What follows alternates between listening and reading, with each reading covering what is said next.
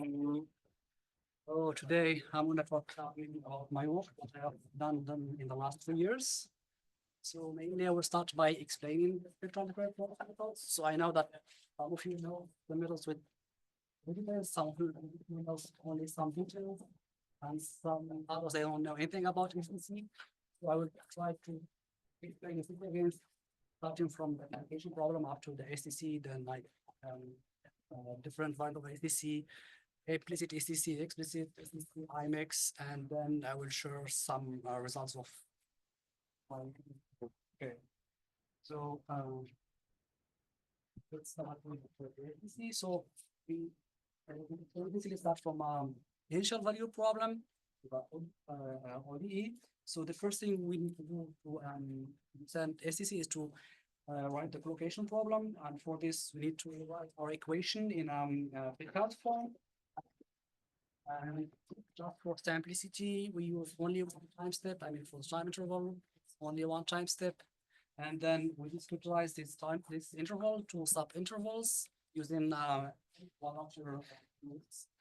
And then we use them like a approximation using the Lagrangian polynomials of this f, of the function f, the second member of E.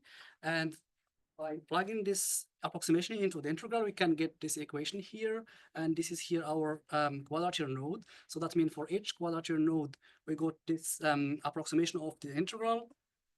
And since this is valid for each quadrature node, then we can rewrite it like in a system, and that's what we call collocation node. Now, let's consider this collocation problem, sorry. And here, let's write the standard iteration, which is like Richardson iteration. Problem with this, it is explicit and it's not convertible. So for the converse, we need like a preconditioner, and to be able to use a preconditioner here. So here we have, this is like identity matrix, and also we have time steps. This is our integration matrix, and f is coming from the problem. So I mean, only parameter that we can touch here is the q, is the integration matrix, because this only the identity matrix. This is our time step, and also this is like problem related, so only we can touch this one. So the idea is to have a preconditioner, which is an approximation of our operator, but it is easier to invert. And then since we can only touch the integration matrix, we can introduce a Q delta, which is an approximation of Q. And this will be our preconditioner. And Q delta, another criteria to choose Q delta is to choose it like a lower triangular approximation of Q. Otherwise, we will risk to be needed to solve the whole system at once. But by using a triangular, lower triangular approximation, then we can solve like the equations like one by one. Okay, so just here we formulate the equation. Okay, for the Q delta choice, we can use, for example, the LU trick. Here, our iteration is written like this now. See here we have only one quadrature part and plus a correction term, and this is implicit STC. As you can see here, we still have like this go up to M. I mean, for each node M, this still have go up to M, and we still have here the actual iteration, which make it implicit. If we want to go for explicit STC, then we can choose our Q delta to be strictly lower triangular, and then our iteration it's fully explicit. Could you just say again what this LU trick is? You mentioned like the LU trick, but you didn't say it. Yes, we do the LU decomposition of Q, our integration matrix, and then we can use the lower factor, triangular factor. Yes. So that's called the LU trick. Okay. So now this is, as I said, the implicit and explicit STC. Then next, of course, we can if our problem is like have two parts, one like fast and the second one is like slow, we can choose IMAX. And in this case, we need like two delta, two preconditioners, one for the one for the explicit plot and one for the implicit plot. And what we need to do is just to replace in our previous iteration with this term here, and then we got the iteration for SDC. Okay, then for next, okay, so Thomas yesterday morning gave that talk about a tutorial about PyCC, so I'm not going to talk about PyCC, stuff like open source, well documented open source software for PyCC that we entitled by Robert Speck and other providers. And I will move directly to some numerical results. So here, when I started working, I wanted just to test the STC on a convection diffusion problem. Here, I had this Gaussian Hill, and I was targeting the third order by using three nodes, STC with three nodes. And as you can see, with a fine mesh, I could get the third order, the desired order. And later I moved to so now your Stokes equation. And here it's the well-known benchmark of flow around cylinder. So before solving this equation was like the discussion which approach we should use to solve the Stokes equation. Should we go with projection scheme or like a fully implicit scheme? Then, with a monadic scheme. Then we decided first to start with projection scheme, and for this I just used the simple Corrines projection method, in which we separate the velocity and we decouple the velocity and the pressure, and then we need to solve for we need to solve for an intermediate solution, which is like we need to solve this convection equation, and then we need to do the correction step to get or the projection step to get the pressure, and we correct at the end the velocity. Yeah, so I solved this equation using STC with different number of nodes and also with different time steps. Here, I should mention that I'm using IMAX STC, and yeah, I mean, in terms of accuracy, the results were like pretty much close to the reference solution, which is provided by the FitFlu team. And I should mention here that the reference solution is also used this time step 1/1600. Yeah, at this point, this IMAX STC is still like serial, and then we want to see the parallel STC. And for parallel STC, we need to make them the iterations independent at each time step. And to make things simple, let's go back to the implicit STC just to make things simple. So here we still have like this term, and to be able to solve this in parallel, we need to make this term here. I mean, solution from previous nodes, the same iteration disappear. And to be able to do this, we need to have like a diagonal matrix. And if we have a diagonal matrix, then our solution will be, oh, sorry. If we have a diagonal matrix, then our iteration will be something like this, and which is still implicit, but the solution are independent at each. For the choice of diagonal preconditioners, I refer here to the diagonal implicit Euler, and also the two preconditioners based on the minimization of spectral radius. And here I refer to the paper by Gaia and Thibault. I think Thibault is here. Thibault is here. If someone has like some questions about the diagonal preconditioners, you can ask him. And what I did later, I mean, I chose some four different times. I computed the average iterations needed by STC to solve the Navier-Stokes equation, and I compared to the default preconditioner, which is the LU, and here I have showing the results. So this is the default preconditioner, and here this is the Euler. In green, I have the minimal spectral radius for non-stiff problems, and in red, the one for stiff problems. As you can see, we can use diagonal preconditioner, which means pi STC, and we don't lose much when we use the preconditioners or the diagonal preconditioners based on minimization of spectral radius. And the opposite, the one for implicit Euler, needs like the double of number of iterations.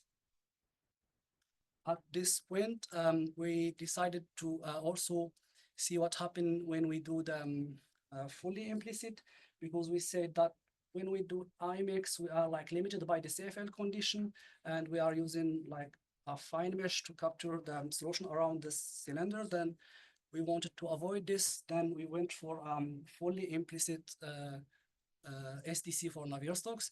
And here I'm showing the finite element discretization of the incompressible Navier Stokes equation. And if we look at it, it's exactly what people like the differential algebraic equation of index 2. Lisa might talk about this tomorrow, how to use SDC for the AS problem. But today I'm gonna take it as a ODE. So for this, I rewrite it as a block matrix system, and then I got this ODE, and for this one I can use fully implicit SDC. Yeah. Here I'm showing also the results. The same result. This is the left coefficient computed out of this equation. And as you can see here, I'm using a time step, which is like 64 times less than the one used in the IMEX scheme. And I still have some with accuracy. And also when I'm like increasing in the number of nodes, I can see that there is some also improvement in the solution.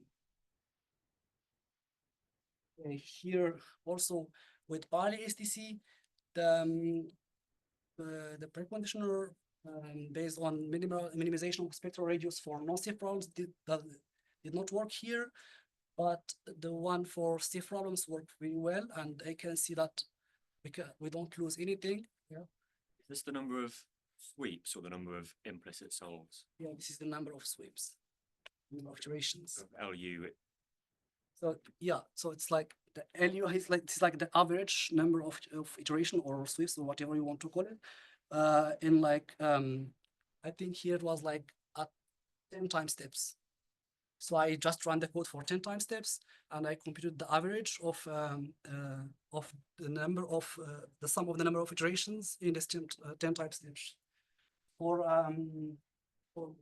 different times in simulation. Here, like at time equal 2, time equal 4, and then at time equal 5 and 7.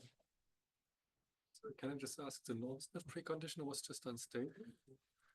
Was that, you said the non-stiff preconditioner didn't work? It was unstable. I mean, it was like the version just from the beginning, Okay. from the first iteration ever.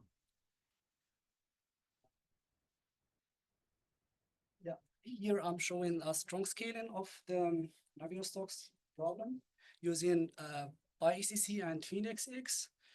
And for the blue plot, this is a space parallelism only, and then after using 64 cores, the scaling, worsen. So it's because of the overhead of the communication and also some problems of the memory.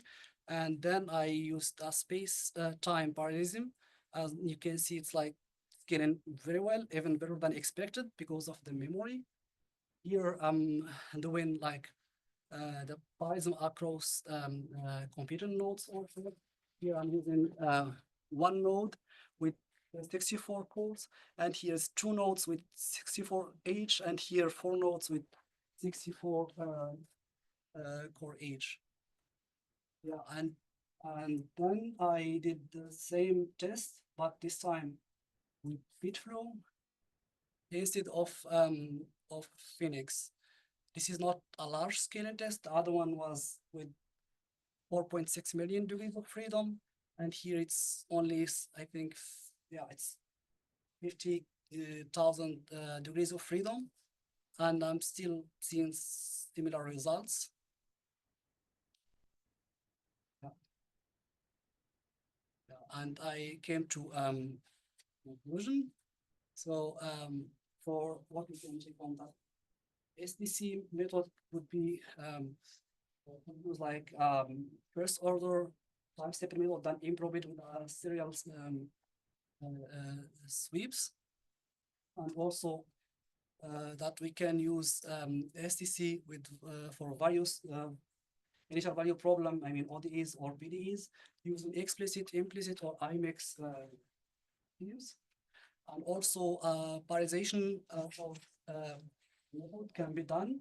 Maybe the scaling is not that big, but when combining with space parallelism, we can see some scaling. And for the next or the future work, we need, I mean, I'm going to assess the codes with some other test problems and to just to assess the performance. And also we'll use the method to solve more complex problems. And I already start thinking about biotropic model, simulate dispersion of pollutants in the ocean. And now I already start with a master student working on integrating semi-Lagrangian to deal with the nonlinear convective term. And this work was funded by the Tremont project. And yeah, that's thank you.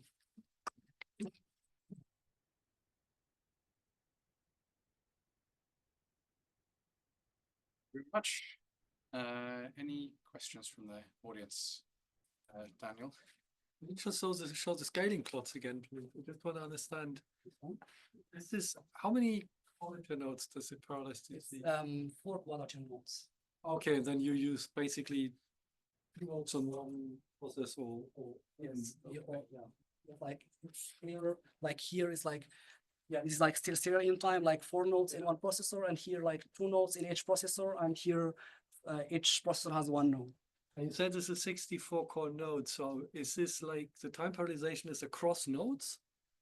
I mean, across computing nodes. I mean, Yeah, say across computing nodes. Yeah. Yes. Okay.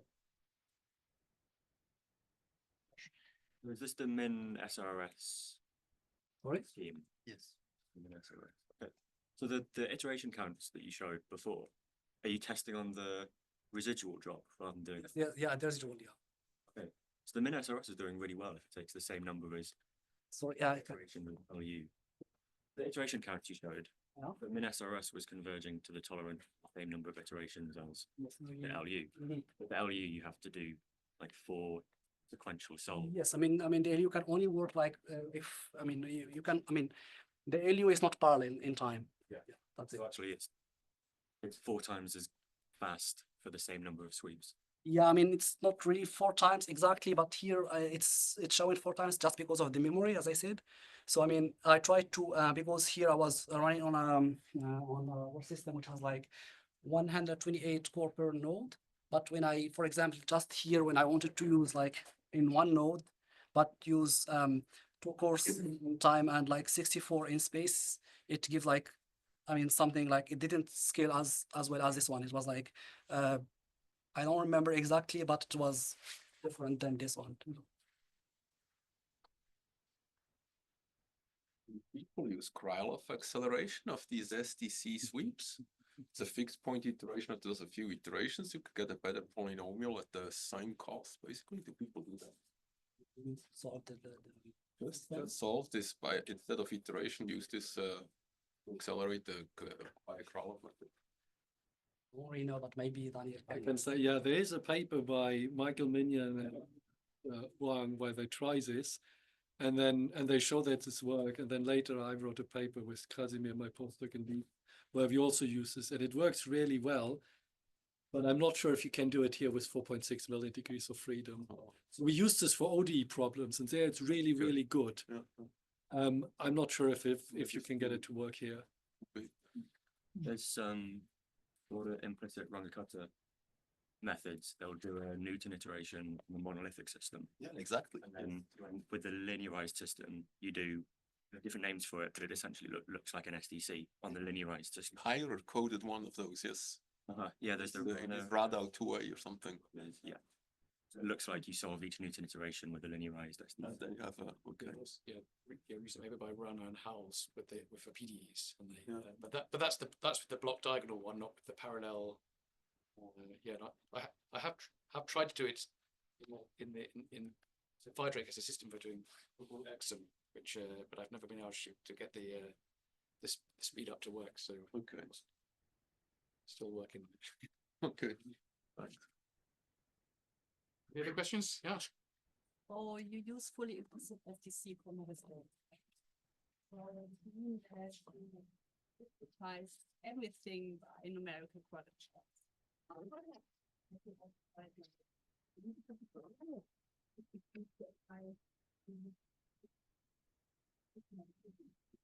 Yeah, I mean, I tried the simulated SDC only with projection scheme, not this multi approach, because then it won't be stable.